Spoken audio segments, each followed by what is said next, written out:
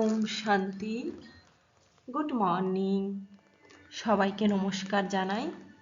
আজকে 9ই জানুয়ারি 2026 সাল। আজকে প্রাতঃমুরলিতে আমাদের অসীম জগতের পিতা যে ভগীরথকে আধার করেছিলেন, অর্থাৎ প্রজাপিতা ব্রহ্মা, আমাদের ব্রহ্মা বাবা, ওনার মাধ্যম দিয়ে বিভিন্ন চক্রের সম্পর্কে আমাদেরকে ব্যাখ্যা দিয়েছেন। তার মধ্যে স্বস্তিক চক্র আর সৃষ্টি চক্র, এই দুটোর সাথে কি সম্পর্ক রয়েছে সেটাও আমাদেরকে বুঝিয়েছেন। আমরা বাড়িতে বিভিন্ন শুভ অনুষ্ঠানে, মাঙ্গলিক অনুষ্ঠানে, ব্যবসাতেও স্বস্তিক চক্র আমরা এঁকে থাকি। কিন্তু এটা যদি ব্যাখ্যাটা জেনে এর অন্তর্নিহিত অর্থ কি, এর দার্শনিক ভিত্তি কি, এগুলো যদি আমরা জেনে করি, তাহলে ভাবুন সেই বিষয়ের গুরুত্বটা কত বেশি বৃদ্ধি পায়। স্বস্তিক চক্রটা তখন জ্ঞানে গুণে পরিপূর্ণ হয় এবং আপনার হৃদয়কেও এক সুন্দর আভাস দেয়। তো আজকে আমরা স্বস্তিক চক্র সাথে আমাদের সৃষ্টি চক্রের কি সংযোগ রয়েছে এবং এই স্বস্তিক চক্রের বৈজ্ঞানিক ব্যাখ্যাও আমরা সব কিছুই জানব। তো স্বস্তিক চক্র কি? স্বস্তিক চক্র বা স্বস্তিক কথাটি এসেছে সু প্লাস অস্তি, যেখানে সু কথার অর্থ কি? সু কথার অর্থ হচ্ছে গুড, ওয়েল, অর্থাৎ ভালো, আর অস্তি টু বি, টু এক্সিস্টেন্স, অর্থাৎ আমাদের অস্তিত্ব। এর পুরো অর্থ যদি যায় তাহলে যা কল্যাণ বয়ে আনে, কন্ডাক্টিভ টু ওয়েল বিং। অর্থাৎ স্বস্তিক চক্র কোনো সাধারণ কোনো বিষয় নয়, এটা কল্যাণ হোক বা একটি চলমান শক্তির প্রতীক হিসাবে কাজ করে। স্বস্তিক চক্রের 4টি বাহু থাকে, একটি উত্তর, একটি পূর্ব, একটি দক্ষিণ, একটি পশ্চিমে। এই 4টি বাহুই 4টি শক্তির প্রদর্শন করে: জ্ঞান শক্তি, ক্ষমতার শক্তি, কর্মের শক্তি আর স্থিতি শক্তি। তো আজকে আমরা ব্রহ্মাকুমারীতে মুরলির মধ্যে স্বস্তিক চক্র নিয়ে কেন পড়ছি না, এখানে 4টে যুগকে নিদর্শন করছে। অর্থাৎ স্বস্তিক চক্রে যে 4টি বাহু 4টে যুগের প্রতীক। একটি সত্যযুগ, একটি ত্রেতা যুগ, দাপর যুগ আর কলিযুগ।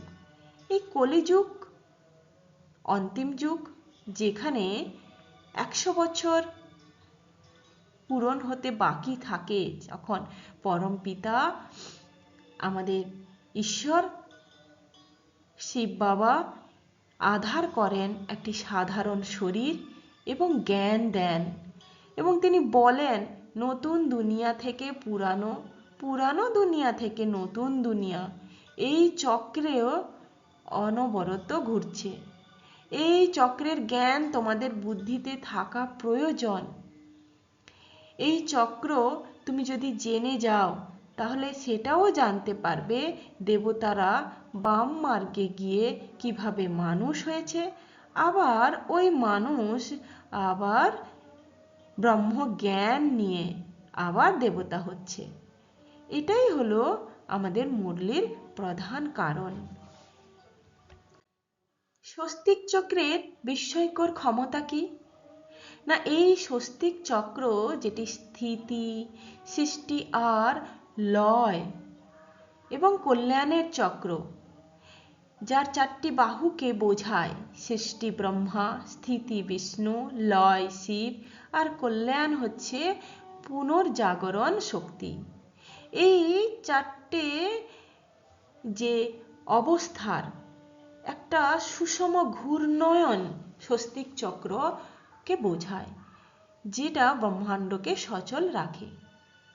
আর দেখবেন এটা সূর্যের প্রতীক চিহ্ন রূপেও ব্যবহার করা হয়, যেখানে 4টে ঋতু, দিন রাত্রি যে পরিবর্তন ঘটছে, যেটা জীবনী শক্তির জন্য খুবই গুরুত্বপূর্ণ, সেটাকেও নির্দেশ করে।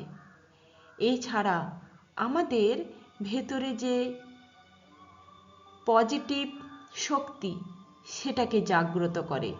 স্বস্তিক চক্রের মধ্য দিয়ে আমরা অশুভের বিনাশ ঘটাই এবং শুভ ভাবনার স্থাপন করি। মানসিক অস্থিরতাগুলোকে দূর করে স্থিরতা নিয়ে আসি। এই কারণে মন্দিরে, গৃহে, পূজা, যজ্ঞে, ব্যবসায় সব জায়গায় স্বস্তিক চক্র অঙ্কন করা হয়।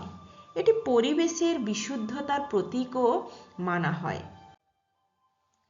জ্ঞান শক্তি কর্মস্থিতির সুষম ঘূর্ণয়ন, এটা আবার কি না, জ্ঞান কি করে আমাদেরকে দিশা দেয়, শক্তি আমাদের সামর্থ্য দেয়, কর্ম আমাদের প্রকাশ ঘটায়, আর স্থিতি কি করে, ভারসাম্য রক্ষা করে।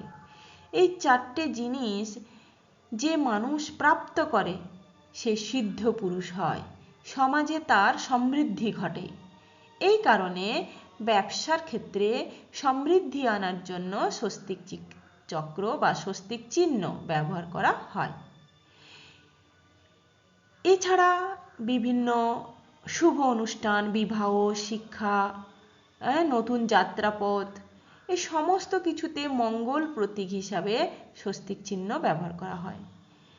তো আমরা এই স্বস্তিক চিহ্নের 4টে বাহুকে বিভিন্ন অর্থে কিন্তু বুঝছি, কিন্তু মেন একটাই কারণ কি না, এটি শুভর প্রতীক, এটি কল্যাণের প্রতীক। আর কি আছে, সৃষ্টি চক্রের সাথে স্বস্তিক চক্রের কি মিল রয়েছে? এই সৃষ্টি চক্র যেটা জাগতিকভাবে প্রতিনিয়ত প্রবাহিত হয়ে চলেছে, যেখানে 4টে যুগই আজকে প্রায় অন্তিম লগ্নে, 4টে যুগের মধ্যে শেষ যুগ অন্তিম লগ্নে এসে পৌঁছেছে, আর তারই মাঝখানে এক সংযোগকারী যুগ, যেটাকে বলা হয় সঙ্গম যুগ। এই সঙ্গম যুগে আবার আমাদের মানুষদের মধ্যে যারা দেবকুলের সত্যযুগীয় আত্মা, তারা জ্ঞান নিয়ে, গুণ নিয়ে নিজেকে পবিত্র করে আবার সৃষ্টিচক্রের প্রথমে নিজের অস্তিত্বকে পাক্কা করছে, অর্থাৎ স্থায়ী করছে।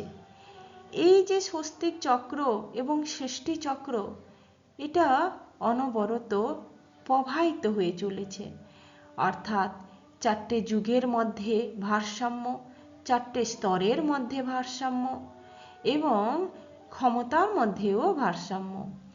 এমনকি বেদেও যে 4টে বেদের সমন্বয় হয়েছে, ঋগ্বেদ, সামবেদ, যজুর্বেদ, অথর্ববেদ, এই 4টের প্রতীক হিসাবেও, বিশ্ব সৃষ্টির প্রতীক হিসাবেও আর সময়ের প্রতীক হিসাবেও সৃষ্টিচক্র কিন্তু ব্যবহার করা হয়। আর স্বস্তিক চক্র সেটাকে কি করে, সেটাকে প্রেজেন্টেশন দেয়, অর্থাৎ আমরা বাড়িতে যখনই আঁকছি তখনই আমরা স্মৃতিতে মনে করছি এটি 4টে দিক, এটি 4টে সময়, এটি 4টে আমাদের যুগ, এটি বেদের 4 প্রতীক এবং আমাদের সুখ, শান্তি, সমৃদ্ধি, কল্যাণের একটা নিদর্শন। আমাদের কি লাভ হবে? আমরা অজেয় থেকে বিজয় ও সুরক্ষা অনুভব করব। স্বস্তিক মানে শাশ্বত বিজয়, একটি শক্তিশালী সুরক্ষা কবচ হিসেবে কাজ করে। বাধা দূরীকরণ হয়, বিঘ্ন বাধা যে আসে সেগুলো দূর হয়। তাই বিঘ্ননাশক হিসাবে যে গণেশের প্রতীক দেখানো হয়, সেখানেও স্বস্তিক চক্র কিন্তু আঁকা হয়। মহাজাগতিক শক্তির আকর্ষণ হিসাবে কাজ করে। যে কসমিক এনার্জি রয়েছে মহাজগতে, যাকে আমরা ব্রহ্মাণ্ডের শক্তি বলি, সেই শক্তিকেও আমরা স্বস্তিক চক্রের মাধ্যমে আমাদের মধ্যে আহ্বান জানাই। আর্থিক উন্নতি ঘটে, দুর্ঘটনা থেকে রক্ষা পাওয়া যায় এবং শান্তিপূর্ণ সম্পর্ক পরিবারে বৃদ্ধি পায়। তাহলে বুঝতে পারছেন স্বস্তিক চক্রের কতটা গুরুত্ব রয়েছে। শুধু স্বস্তিক চক্রের জ্ঞান নিলে হবে না, সাথে সৃষ্টি চক্রের জ্ঞানও দরকার। এর জন্য প্রতিদিন আমরা কি করব না, আমরা স্থিরভাবে বসে নিজেকে ওই পবিত্র সংকল্পে স্থির করব যে আমি কল্যাণময় চেতনা, আমার অন্তরে স্বস্তিক চক্র প্রবাহিত হচ্ছে, আমি সেই স্বস্তিক চক্র থেকে পবিত্র সৃষ্টি চক্রে প্রবেশ করছি। ধীরে ধীরে এই 4টে মেয়ের ছবি দেখানো হয়েছে, যেখানে ফার্স্ট ছবিতে সে বাড়িতে বসে আহ্বান করছে, তারপর ধীরে ধীরে তার মানসিক অবস্থা মহাজাগতিক থেকে দিকে প্রবাহিত হচ্ছে। দেখুন প্রত্যেকটা ছবির সাথে একটা পার্থক্য আছে, অর্থাৎ কিভাবে ব্রহ্মাণ্ডের সাথে নিজেকে যোগ করা যায় ধ্যানের মাধ্যমে, তার প্রতীক হিসাবে 4টে ছবিকেই দেখানো হয়েছে। আপনার সংকল্পই হচ্ছে আপনার কেন্দ্রবিন্দু, তাই একটা শুদ্ধ, পবিত্র এবং পাওয়ারফুল সংকল্পই প্রতিদিন সৃষ্টি করা। স্বস্তিক চক্রের যে সময় যেভাবে পরিবর্তিত হচ্ছে, আমার জীবনেও আমাদের মানুষের যে 4টে দশারও পরিবর্তন হয়। তাই আমরা জ্ঞান, শক্তি, কর্ম, শান্তির সব ভারসাম্যকে রক্ষা করি। তাই নিজেকে স্বস্তিক চক্রের কেন্দ্রে বসিয়ে নিজেকে এই শক্তিগুলির আহ্বান করা, নিজের মধ্যে সেই শক্তিগুলোকে আনা। আমার চিন্তা পবিত্র, তাই আমি সৃষ্টির কল্যাণকর আত্মা, আমি সৃষ্টির কেন্দ্রে অবস্থান করি, সৃষ্টিকে আমি সুষমভাবে পরিচালিত করি।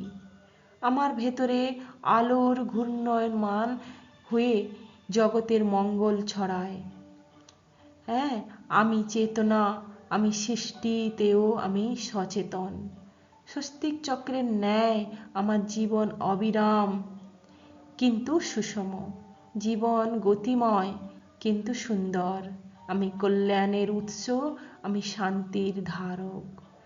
এভাবে সুন্দর সুন্দর সংকল্প নিজেকে দিয়ে স্বস্তিক চক্র এবং সৃষ্টি চক্র দুটো জ্ঞান নিয়ে নিজেকে আরও কল্যাণময়ী করে তুলুন, কল্যাণকারী করে তুলুন, নিজের চেতনার বিকাশ ঘটান। ওম শান্তি।